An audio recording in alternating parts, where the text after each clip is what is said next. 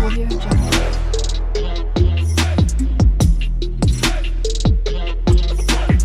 Audio Jungle.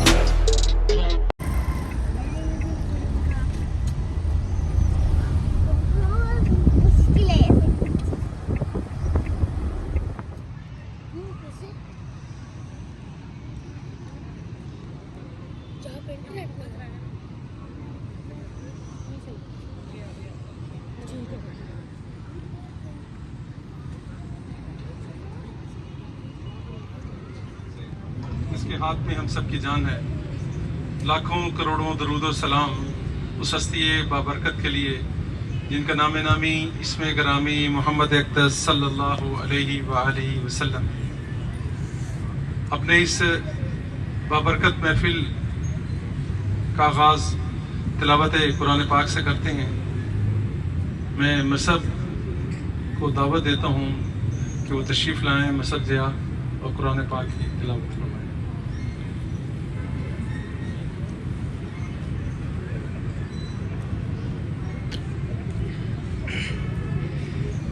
أعوذ بالله من الشيطان الرجيم.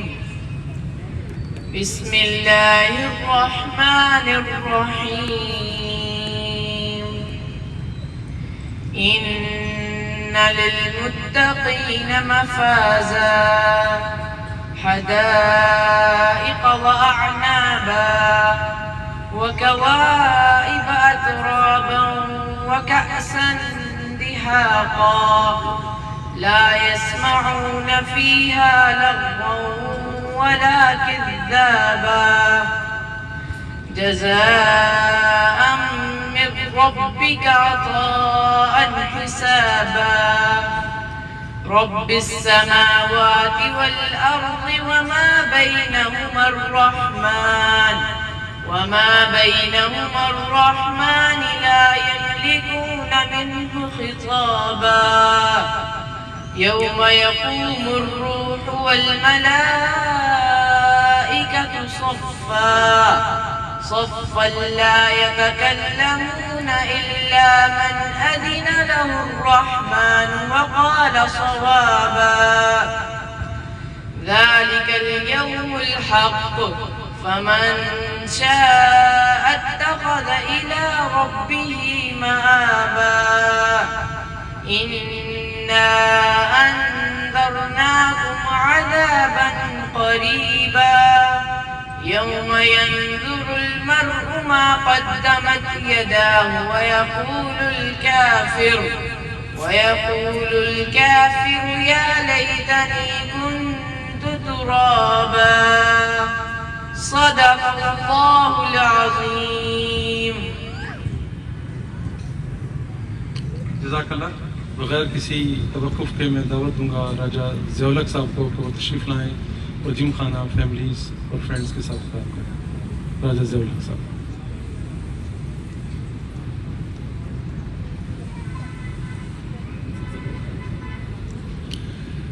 بسم اللہ الحمدللہ والصلاة والسلام علی رسول اللہ وعلی آلہ وصحبہ اجمعین. اما بعد فاعوذ باللہ من الشیطان الرجیم. بسم اللہ الرحمن الرحیم. رب اشرح لی صدری ویسر لی امری واحلل عقدۃ من لسانی یفقہوا قولی. السلام علیکم ورحمۃ اللہ وبرکاتہ.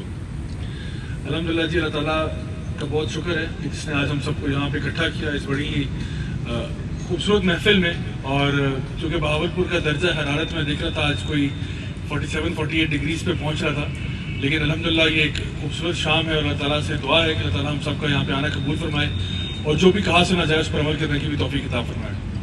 میں انشاءاللہ آپ کے سامنے بہت لمبی چوڑی بات تو نہیں کروں گا، کوشش کروں گا کہ مختصر ٹائم میں کچھ اہم باتیں آپ کے ساتھ شیئر کروں، خاص طور پہ اپنی اس جرنی سے ریلیٹڈ کہ جب میں خود بھی ایک ٹائم پہ دین سے وابستہ نہیں تھا، بلکہ اس کا پولر اپوزٹ اگر کوئی اسٹیٹ ہو سکتی ہے کہ جہاں پہ ایک انسان دین سے اٹریکٹڈ تو نہیں بلکہ دین سے متنفر ہو اور اس کے بعد وہ دین کی طرف آئے تو وہ کیا معاملہ ہوتا ہے. تو میرے کچھ ڈاؤٹس تھے دین پہ آنے سے پہلے اور میں چاہوں گا میں ان میں سے ایک دو کو اگر ایڈریس کر لوں تو انشاءاللہ وہ کافی ہوگا. ایک ڈاؤٹ تو یہ تھا کہ، اور یہ واقعی میں واللہ میرا یہ بڑا سیریس ڈاؤٹ تھا، وہ یہ تھا کہ میں نے اتنے گناہ کر لیے زندگی میں کہ اب مجھے اللہ تعالیٰ کبھی معاف نہیں کرے گا. یہ ایک بڑا ریئل ڈاؤٹ تھا. اور میں ایک ٹائم تھا جب میں میرے جو غیر مسلم دوست تھے، جب میں انگلینڈ میں تھا، کیونکہ میرا کوئی پاکستانی دوست وہاں پہ نہیں تھا، نہ ہی میرا کوئی مسلمان دوست تھا، تو مجھے اگر آپ یہ پوچھیں کہ اسلام کی طرف کون لے کر آیا تو وہ میرے غیر مسلم دوست لے کر آئے۔ اب یہ جملہ کہنے میں بڑا عجیب لگتا ہے کہ میرے غیر مسلم دوستوں نے مجھے اسلام کی طرف دھکیل دیا، اور اس کی وجہ یہ بنی کہ وہ اکثر مجھے دیکھتے ہوئے نا یہ سوال کرتے تھے کہ بھائی یہ بتاؤ کہ تم مسلمان ہو یا نہیں ہو۔ میں کہتا تھا میں مسلمان ہوں، کیونکہ ساری باتیں اس طرح کے انوائرمنٹ میں جہاں پہ آپ خود ایک مائنورٹی ہوتے ہیں، وہاں پہ لوگ پھر آپ کو جاننا چاہتے ہیں کہ بھائی پھر آپ کا بیک گراؤنڈ کیا ہے، آپ کہاں سے آئے ہو۔ تو میں کہتا تھا کہ بھائی میں پاکستان سے ہوں، میں ایک مسلمان ہوں، کہنے کو تو کم از کم مسلمان ہی ہوں، لیکن پھر وہ یہ سوال کرتے تھے کہ بھائی ہم نے جو مسلمان کی تعریف پڑھی ہے، یا ہم نے جب کلاس 8 میں اپنے ہائی اسکول میں مسلمانوں کے بارے میں پڑھا ہے، تو ہم نے پڑھا کہ وہ یہ کام کرتے ہیں، یہ کام کچھ ان کے کرنے والے ہوتے ہیں، اور یہ کچھ کام ایسے جو وہ نہیں کرتے۔ تو آپ کی زندگی کو جب ہم دیکھتے ہیں تو نظر آتا ہے کہ جو کرنے والے کام ہیں وہ تو ماشاءاللہ کوئی ایک بھی نہیں کر رہے آپ، اور جو نہیں کرنے والے ہیں ان میں آپ اول درجے پہ فائز ہیں۔ تو یہ کون سا اسلام آپ فالو کر رہے ہیں؟ کیونکہ ہمارا کانسیپٹ یعنی ہم کنفیوز ہو رہے ہیں۔ تو میں ان کو اس ٹائم پہ تو ٹال دیتا تھا کہ اپنے کام سے کام رکھو، یہ تمہارا بزنس نہیں ہے، میرا اور اللہ کا ایک معاملہ ہوا، میں بس تمہارا وہ معاملہ نہیں ہے، میرا ایک پرسنل میٹر ہے۔ ایک اور میرا دوست تھا، وہ ذرا ایتھیسٹ ٹائپ کا تھا وہ فرینچ لڑکا۔ تو ایک دن رات کو اسی طرح پڑھتے پڑھتے اس کو سوال سوچا، مجھے کہتا ہے کہ do you believe in heaven and hell, کیا تم جنت اور جہنم کو مانتے ہو؟ میں نے کہا ہاں میں مانتا ہوں۔ تو اس نے کہا تم کہاں جاؤ گے، تمہیں کیا لگتا ہے؟ میں نے کہا میں تو جنت میں جاؤں گا۔ کہتا ہے اور میں نے کہا تم تو پکے جہنمی ہو۔ تو مجھے کہتا ہے وہ کیوں؟ میں نے کہا اس لیے کیونکہ میں نے تو کم از کم کلمہ پڑھا ہے، تم نے کیا پڑھا ہے؟ کہتا ہے نہیں، لیکن بات یہ کہ جہاں تک عمل کی بات ہے تو تمہارے دین کے بارے میں مجھے تھوڑا بہت علم ہے، اور وہ جو کرنے والے کام ہے وہ تو تم کوئی بھی نہیں کر رہے اور میں بھی نہیں کر رہا، اس میں تو ہم برابر ہیں۔ اور جو نہیں کرنے والے کام ہیں وہ تم بھی کر رہے ہو، میں بھی کر رہا ہوں، بلکہ تم شاید مجھ سے زیادہ کر رہے ہو۔ تم پارٹیز آرگنائز کرتے ہو، ہم تو مسکین لوگ کے صرف اٹینڈ کرنے آ جاتے ہیں، اور پھر بھی تم جنت میں جا رہے ہو۔ کیسے بھائی جان؟ یہ کون سا فارمولا ہے، یہ کون سا پیکیج ہے جو تم نے لگایا ہوا ہے، جس کی بنا پر تم سارے کام کرنے کے باوجود بھی جنت میں جا رہے ہو اور میں اس کے باوجود بھی جنت میں جا رہا ہوں؟ تو یہ جو سوال تھے نا، انہوں نے میری راتوں کی نیندیں اڑانا شروع کر دی۔ یہ وہ سوال تھے جو بڑے ریئلسٹک سوال تھے، اور انہوں نے میرے جو گورے دوست تھے، انہوں نے مجھے نا آئینہ دکھایا کہ بھائی تم کون ہو، یعنی تم آدھے تیتر ہو، آدھے بٹیر ہو، تم یہ ہو یا وہ ہو، کیا ہو تمہاری آئیڈینٹی کیا ہے، تمہاری شناخت کیا ہے؟ سر ہمارا جو آئی ڈی کارڈ ہے، اس آئی ڈی کارڈ پہ ہماری آئیڈینٹی لکھی ہوتی ہے، اس پہ لکھا ہوتا ہے آپ کا نام کیا ہے، اس پہ لکھا ہوتا ہے آپ کی جائے پیدائش کیا ہے یا آپ کا مستقل پتہ کیا ہے، اس پہ آپ کے ماں باپ کا یا آپ کے والد صاحب کا نام لکھا ہوتا ہے، وغیرہ وغیرہ کچھ بیسک چیزیں ہیں۔ اچھا، یہ وہ ساری چیزیں ہیں جو آپ کی شناخت بنی ہوئی ہیں، جن کا تعلق آپ کے ساتھ ڈائریکٹلی اس سینس میں نہیں ہے کہ اس میں سے کچھ بھی آپ نے خود سے چوز نہیں کیا، یعنی ایک ایسی شناخت ہے کہ جو آپ نے خود چوز ہی نہیں کی۔ آپ نے مطلب آپ میں سے خود ذرا سوچئے، آپ میں سے کس نے اپنا نام خود رکھا ہے؟ اب جو بھی نام رکھا ہے ماں باپ نے، بس اب قبول کریں اس کو، میں اب کیا کہہ سکتا ہوں۔ اسی طرح سے آپ کا جائے پیدائش وہ بھی آپ نے چوز نہیں کیا، آپ نے اپنے والدین کو بھی چوز نہیں کیا، جو آگے وہ آگے کس جگہ پر آپ کی پیدائش ہوگی، کہاں کے آپ رہنے والے ہوں گے، کون سی آپ زبان بولیں گے، یہ کچھ بھی آپ نے چوز نہیں کیا۔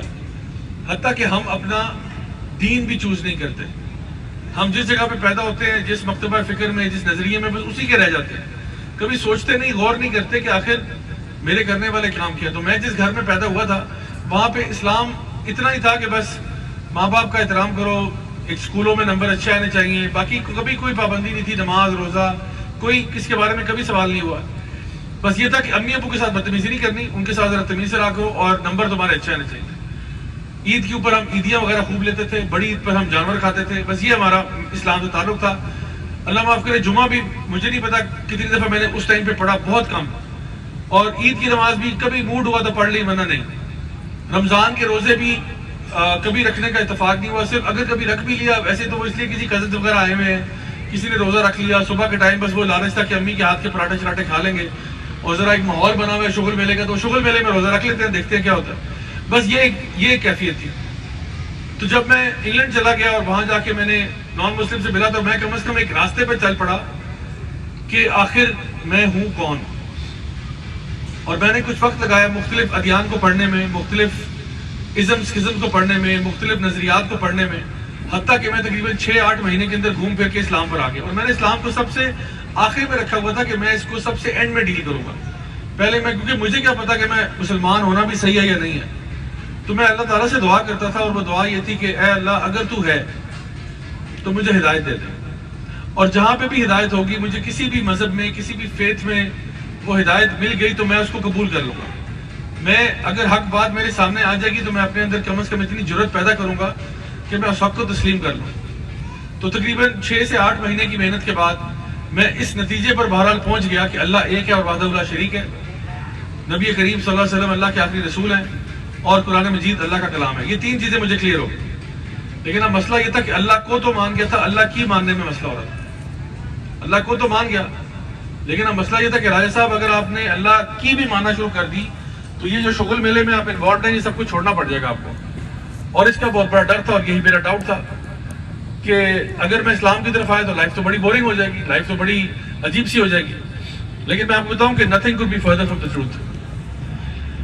اللہ سبحانہ تعالیٰ نے قرآن مجید میں آدم علیہ السلام کو اور اماں حوا کو کہا کلوا واشربوا، آپ کھائیں پیئیں جو مرضی، جنت میں گھومے پھریں جو مرضی کھائیں پیئیں، لیکن ولا تقربوا هذه الشجرة فتكونا من الظالمين. وہ جو درخت ہے نا ادھر نہیں جانا آپ. اگر آپ اس کے قریب بھی گئے، اس سے کھانا دور کی بات ہے، اس کے قریب بھی گئے تو آپ ظالم ہو جائیں. اچھا مجھے بتائیں جنت میں کتنے کوئی درخت ہوں گے؟ 100 ہوں گے، 200 ہوں گے، 400 500 کتنے درخت ہوں گے؟ یعنی 400 500 کی تو بات نہیں ہے، ہزاروں میں بھی بات نہیں ہے، تو اربوں خربوں کی بات بھی نہیں، اس سے بھی بہت اوپر ہے. جنت میں کتنے درخت ہوں گے وہ تو اللہ ہی جانتا ہے، پتہ نہیں کس نمبر کے درخت ہیں.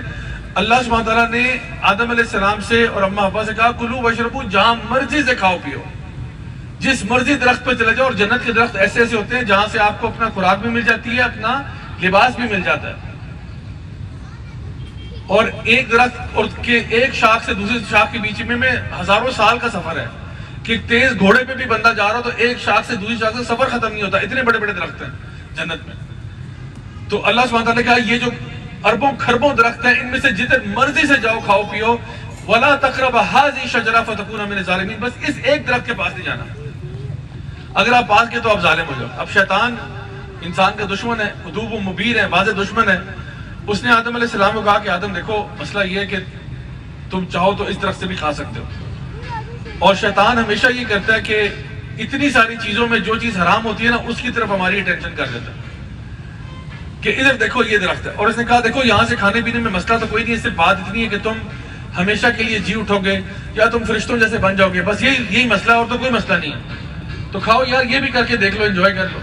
آدم علیہ السلام، اچھا آدم علیہ السلام کے بارے میں ہم یہ کہیں کہ بھئی وہ شیطان جب ان کو بہکا رہا تھا تو وہ کیوں بہک گئے؟ اس کا مقصد یہ ہے کہ شیطان کے بارے میں آج ہمیں بہت کچھ پتا ہے. اس ٹائم پہ تو شیطان بہت نیک ہوتا تھا، اور اس سے ایک غلطی ہوئی تھی کہ اس نے جب اللہ تعالیٰ نے کہا تھا کہ آدم علیہ السلام کا کہ سجدہ کرو تعظیم کا، اس نے اس ایک سجدے سے انکار کیا تھا، ورنہ اس کا ٹریک ریکارڈ تو بہت اچھا جا رہا تھا. وہ تو فرشتوں کی محفلوں میں بیٹھتا تھا. ہماری زبان میں ہم تو کہتے ہیں کہ اللہ کا ولی تھا بہت بڑا. لیکن ہوا یہ کہ جب اللہ نے اس کو ٹیسٹ کیا تو وہ اس ٹیسٹ میں فیل ہو گیا.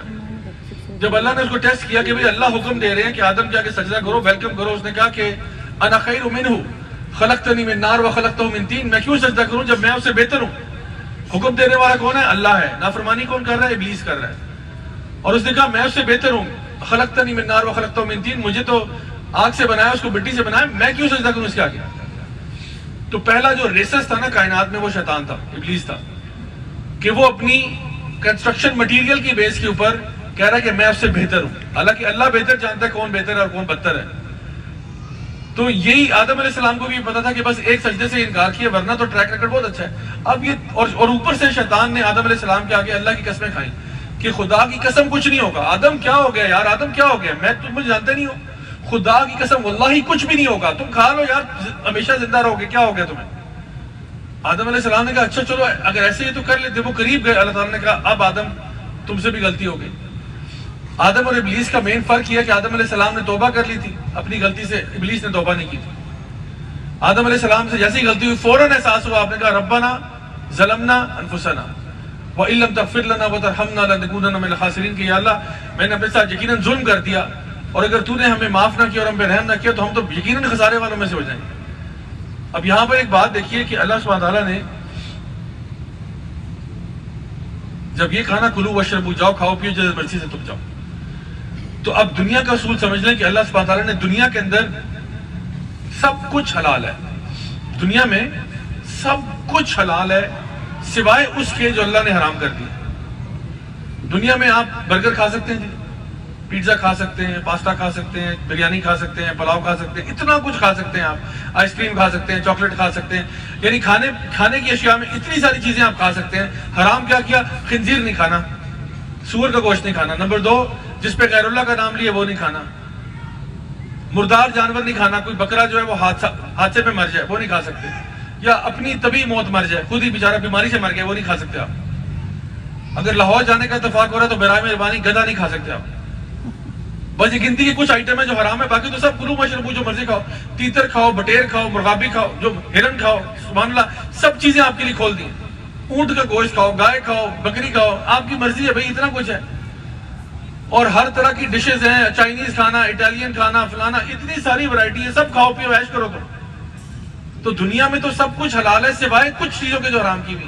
پینے کی اشیاء میں جو مرضی پیو، apple juice, orange juice, mango juice, دودھ، چائے، پانی، لسی، 1000 قسم کے ملک شیکس ہیں، 1000 قسم کے شربت ہیں، جو مرضی پیو. بس یہ شراب کی طرف نہیں جانا، اس سے بچ جاؤ. خون آپ نہیں پی سکتے، بالکل بیسک چیزیں بتا دی، ادھر نہیں جانا، باقی سب. اب ایک انسان سارا کچھ حلال چھوڑ کے حرام کی طرف جائے تو اللہ تو پوچھے گا، اللہ کے بندے کیا ہو گیا تجھے؟ بزنس کرنا چاہتے ہو، پیسے کمانا چاہتے ہو، ضرور کماؤ، ضرور کماؤ، ضرور کماؤ، ضرور کماؤ. حق حلال کا بزنس کرو. ہزاروں لاکھوں طریقے ہیں بزنس کرنے کے، ہزاروں لاکھوں طریقے ہیں کمانے کے، اور آپ جتنا مرضی کماؤ، کوئی مسئلہ نہیں ہے. سیدنا عثمان بن عفان کتنے امیر آدمی تھے؟ سیدنا عبد الرحمن بن عوف رضی اللہ عنہ کتنے امیر آدمی تھے؟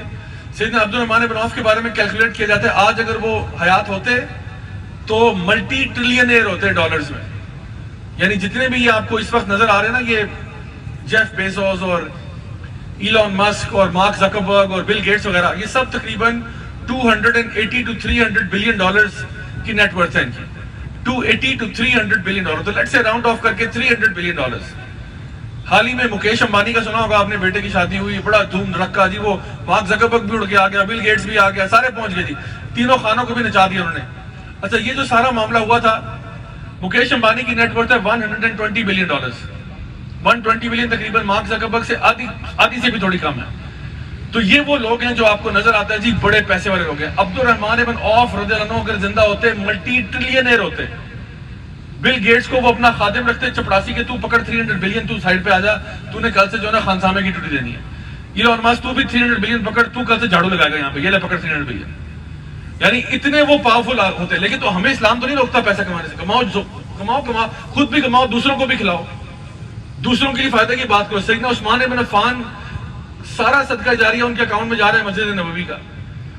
جنہوں نے وہ لینڈ پرچیز کیا، مسلمانوں کے لیے کنویں پرچیز کیے، ان کو دیے جس ٹائم پر ان کو اشد ضرورت تھی.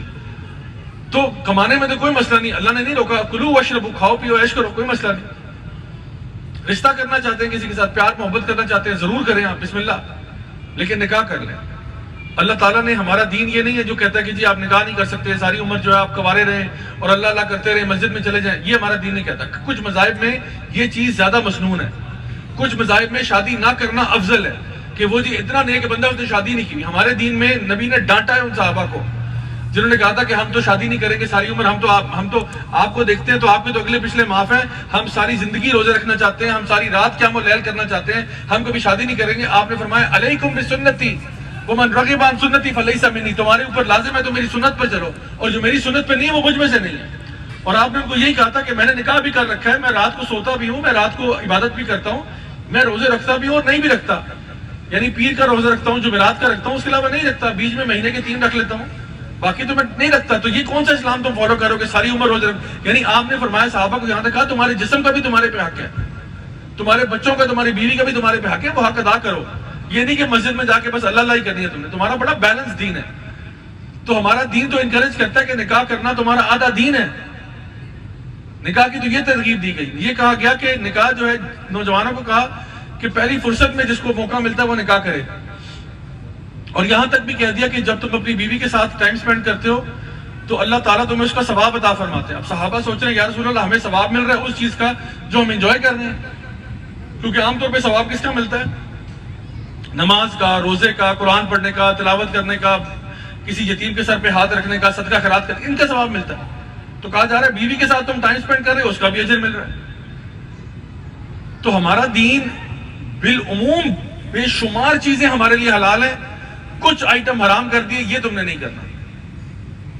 اب انسان وہ ساری حلال چیزیں چھوڑ کے جب حرام کی طرف جاتا ہے تو پھر قیامت کے دن جواب دے تو وہ ہوگا اللہ کی بارگاہ میں کہ کیا تجھے کمی پڑ گئی تھی حلال چیزوں کی. اور رمضان کا مہینہ جب آتا ہے تو رمضان کے مہینے میں نا اللہ تعالیٰ ہماری ٹھیک ٹھاک پریکٹس کرواتے ہیں کہ ہم اپنی نفس کو قابو کریں. کہ آپ کی فریج میں جو کھانا پڑا ہوا ہے, جو سموسے اور پکوڑے اور جو سینڈوچ اور فروٹ چاٹ اور دہی بلے جو پڑے ہوئے ہیں وہ سب حلال ہیں. آپ کے فریج میں جو روح افزا یا جامع شیریں کا جگ پڑا ہوا ہے وہ بھی حلال ہے. لیکن اس کے باوجود کہ بہت بھوک لگی ہوئی ہے, بہت پیاس ہے, گرمی کی شدت ہے, روزہ کھلنے میں بھی گھنٹہ پڑا ہوا ہے, گھر میں کوئی بھی نہیں ہے, تو کیا آپ فریج کھول کے چپکے سے کچھ کھا لیتے ہیں اور کہتے ہیں چلو بھائی جب باقی سارے آئیں گے تو ان کے ساتھ پریٹینڈ کریں گے کہ میں نے کچھ نہیں کھایا اور افطاری کر لیں گے؟ ہم تو ایسا نہیں کرتے کیونکہ ہمیں پتہ ہے اللہ دیکھ رہا ہے. تو جو اللہ رمضان میں آپ کو دیکھ رہا ہوتا ہے وہ آپ کو سارا سال دیکھ رہا ہوتا ہے. اور اللہ تعالیٰ آپ پہ حجت تمام کرتے ہیں کہ اگر تو اللہ کے بندے, تو اللہ کے لیے اگر حلال چھوڑ سکتا ہے تو کیا اللہ کے لیے حرام نہیں چھوڑ سکتا؟ رمضان کے مہینے میں آپ حلال چیزیں بھی اللہ کے لیے چھوڑ دیتے ہو کہ فجر سے لے کے مغرب تک یا اللہ تو کہے تو میں تو حلال بھی چھوڑ سکتا ہوں, بیوی کے قریب میں نہیں جاتا, کھانا جو حلال اشیاء میں اپنے حق حلال کے پیسوں سے کماتا ہوں وہ میں نہیں کھاؤں گا کیونکہ تیرا حکم نہیں ہے یا اللہ. اتنی سکینت آپ کے اندر ڈال دیتا ہے کہ اللہ تعالیٰ آپ کے دل کو مطمئن کر دیتا ہے اور آپ کو سکون کی کیفیت میں لاتا ہے. میں آپ کو انشاءاللہ یہ بتاؤں گا کہ جب میں دین کی طرف آیا تو پتہ چلا کہ الحمدللہ اللہ تعالیٰ نے ابھی بھی بہت سارے ایونیوز ہمارے لیے کھولے میں انجوائے کرنے کے, انٹرٹین کرنے کے, اور اصل کبھی بھی مقصد انسان کو اپنا بھولنا نہیں چاہیے. وہ یہ کہ اللہ تعالیٰ نے ہمیں اپنی بندگی کے لیے پیدا کیا. وہ اللہ تعالیٰ فرماتے ہیں وَمَا خَلَقْتُ الْجِنَّ وَالْإِنسَ إِلَّا لِيَعْبُدُونَ. تو یہ جو سفر ہے یہ ہر انسان کہیں نہ کہیں سے تو اس کو سرا پکڑنا پڑتا ہے آغاز کرنے کے لیے. کبھی بھی یہ نہ سوچیں کہ آپ اتنے گناہ گار ہو گئے ہیں کہ آپ اللہ کی طرف واپس نہیں آ سکتے. یہ صرف شیطان کا بہکاوا ہوتا ہے جو آپ کو مایوس کر دیتا ہے کہ اللہ تجھے کبھی معاف نہیں کرے گا, اللہ تجھے کبھی معاف نہیں کرے گا. حالانکہ اللہ تعالیٰ قرآن میں کہتے ہیں کہ قل یا عبادی الذین اسرفوا علی انفسہم لا تقنطوا من رحمت اللہ ان اللہ یغفر الذنوب جميعا. اے میرے بندو جنہوں نے اپنی ذات کے ساتھ ظلم کیا ہے گناہ کر کے, اللہ کی رحمت سے مایوس نہیں ہونا کیونکہ اللہ تعالیٰ تو تمام گناہوں کو معاف کرتا ہے. تمام گناہوں کو معاف کرتا ہے, جی ہاں تمام گناہوں کو, مطلب تمام گناہ کچھ بھی انسان نے کیا ہو اللہ تعالیٰ معاف کر سکتا ہے. لیکن شرط یہ کہ آپ توبہ کرنے والے بنیں. نبی کریم صلی اللہ علیہ وسلم کی حدیث ہے کہ گناہ کر کے توبہ کرنے والا ایسا ہی ہے جیسے اس نے گناہ کیا ہی نہیں. اللہ تعالیٰ حدیث قدسی میں ارشاد فرماتے ہیں کہ اے ابن آدم تو اگر زمین و آسمان کو بھی گناہوں سے بھر دے اس سے بڑی مغفرت میں تجھے دے سکتا ہوں. اگر تو سارے سمندروں کو بھی گناہوں سے بھر دے اس سے بڑی مغفرت میں تجھے دے سکتا ہوں. بلکہ اللہ تعالیٰ تو ایک سٹیپ آگے جاتے ہیں, کہتے ہیں کہ تو چھوڑ, تو کیا بات کرتا ہے, میں تیرے گناہوں کو نیکیوں میں تبدیل کر دوں گا. اور بتا کیا چاہتا ہے تو, میں تیرا دوست بن جاؤں گا, میں تجھ سے محبت کروں گا. ان اللہ یحب التوابین ویحب المتطہرین. یقیناً اللہ محبت کرتا ہے ان گناہ گاروں سے, ان خطا کاروں سے جو توبہ کر لیتے ہیں. کل تک وہ گناہ گار تھا, آج وہ توبہ کرتا ہے, اللہ تعالیٰ کہتا ہے یہ میرا پیارا, یہ میرا محبوب ہے. یہ اللہ کا معاملہ ہے. لیکن شیطان ہمیں مایوس کرتا ہے کہ تو کبھی سیدھا نہیں ہو سکتا, تو کبھی ٹریک پہ آ ہی نہیں سکتا, تجھے تو اللہ نے کبھی معاف ہی نہیں کرنا, تیری تو مقدر میں ہی جہنم ہے, تو بس جہنمی انسان ہے, اب کرتا رہے جو کرنا ہے. تو یہ چیز نا مجھے لگتا تھا ایسے ہی بات ہے, لیکن جب میں دین پڑھنا شروع کیا نا تو مجھے احساس ہوا کہ اللہ کتنے رحمان ہے اور رحیم ہے اور غفور ہے اور غفار ہے. اللہ تعالیٰ تو اس بات کے لیے منتظر ہوتا ہے کہ کب اللہ کا بندہ لوٹ کے اللہ کے پاس واپس آئے گا, کب وہ اس گناہوں کی دلدل سے باہر قدم رکھے گا اور اللہ تعالیٰ کی طرف آئے گا, اللہ تعالیٰ کی طرف رجوع کرے گا. اللہ تعالیٰ تو ویٹ کرتے ہیں اس بات کا. اور نبی کریم صلی اللہ علیہ وسلم نے بات ارشاد فرمائی کہ اللہ تعالیٰ کو جتنی کسی بدو کو انتظار ہوتا ہے نا اپنے اونٹ کا جو صحرا میں گم گیا ہو اور اس بیچارے کو لگتا ہوگا کہ اب تو میں لٹ کے برباد ہو گیا, صحرا کے بیچ میں کچھ بھی نہیں ہے, نہ کوئی درخت, نہ چرند پرند, کچھ بھی نہیں, میں صحرا کے بیچ میں, میرا اونٹ کہاں بھاگ گیا, کیونکہ 2 منٹ کے لیے آنکھ لگائی تھی, آنکھ کھولی, اونٹ غائب. اونٹ پہ اس کا کمبل, اس کا بستر, اس کا ساز و سامان, اس کا پانی, اس کا کھانا, سب کچھ اونٹ پہ تھا. اب وہ موت کا انتظار کر رہا ہے, اور اونٹ ویسے بھی بڑی ایکسپینسو چیز تھی, اس زمانے کی تو مرسیڈیز تھی وہ. تو اب وہ اپنی موت کا انتظار کر رہا ہے کہ دور سے اس کو وہ اونٹ واپس آتا ہوا نظر آتا ہے, تو وہ چیخ چلا اٹھتا ہے. نبی کریم صلی اللہ علیہ وسلم فرماتے ہیں اللہ تعالیٰ کو اس بندے سے زیادہ خوشی ہوتی ہے جب ایک بھولا بھٹکا بندہ اللہ کی طرف واپس لوٹ کے آتا ہے اور کہتا ہے لبیک اللہم لبیک, یا اللہ میں واپس آ گیا, مجھ سے غلطی ہو گئی تھی, میں بہت دور چلا گیا تھا تیرے سے یا اللہ, لیکن اب میں واپس آ رہا ہوں. تو اللہ تعالیٰ کو بہت خوشی ہوتی ہے. تو میرے بھائیوں بہنوں, آج یہاں پہ انشاءاللہ ایک ارادہ اور وعدہ کریں اپنے آپ سے کہ ہم نے اپنے آپ کو تبدیلی کے اس سفر کے لیے سٹارٹ ضرور کرنا ہے. اور جو لوگ آلریڈی اس سفر پہ ہیں اللہ تعالیٰ آپ کو استقامت دے. کئی لوگ ایسے ہیں جو اپنے سفر میں نا کبھی کبھار ایسا ہوتا ہے کہ ہمیں تھوڑا سا نا آہستہ آہستہ زنگ لگنا شروع ہو جاتا ہے, تو کبھی کبھار اس طرح کی جو بات چیت ہوتی ہے نا وہ انسان کو ری بوٹ کرنے کے لیے بھی اچھی ہوتی ہے.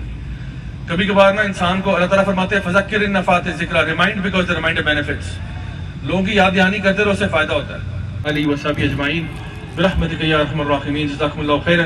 السلام علیکم ورحمۃ اللہ وبرکاتہ. بہت بہت شکریہ آپ کا.